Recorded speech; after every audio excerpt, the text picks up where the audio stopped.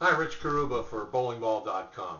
Let's talk today about how to understand the blue lane pattern. Now it's the USBC pattern, the three colored patterns, red, white, and blue. Red typically being your standard wet, dry house condition or something resembling that. That's usually, typically around the country, overall, the highest pace scoring pattern. The white pattern next, a little more oil to the edge of the lanes, a little more crowned oil pattern from the center to the edges and from the foul line to the pins. But finally, the blue pattern, which we're talking about now, is a flatter overall pattern with respect to the oil application, and typically it gives you the most challenging shot of all three patterns, and therefore the lower scoring pattern typically. You'll see that many times maybe as a stepping stone to conditions used in the USBC Open Championships or in Team USA Experience Leagues, competitions which are purposely set to keep scoring pace down and keep the scoring competitive. Test your skills. A lot of fun to do that. When you go to some tournaments, all three of these type of patterns, red, white, and blue, are all sanctioned for use by the USBC, so you might find them in any bowling center around the country. You need to check with your bowling center to find out what pattern that your centers use that you encounter most frequently. The blue pattern doesn't really make any specific provisions for distance of oils applied to the lane.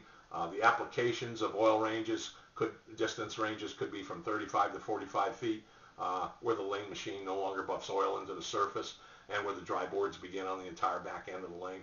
The longer the distance, the oil, usually the ball won't hook as much on the back end, and the shorter distance, it has more time to hook on a dry back end. So you got to vary that, flare potential or hook potential differential of your bowling ball accordingly.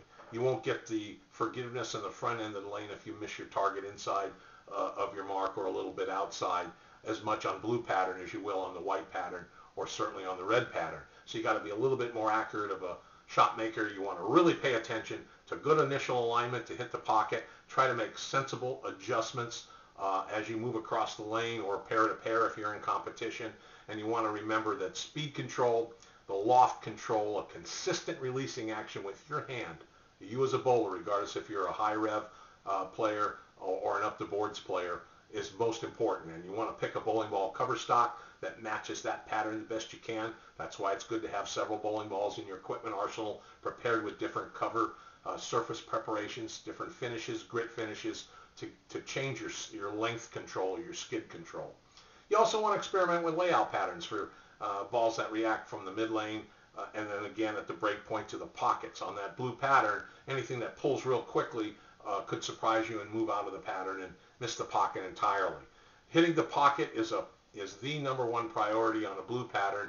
You want to work toward getting a higher percentage of pocket hits so you have easier spares to convert. You might get 9 more often than 10 that you might prefer on a red or white pattern, but nevertheless, its scores are relative. So you want to get out and practice on those patterns. No substitute for working and researching yourself.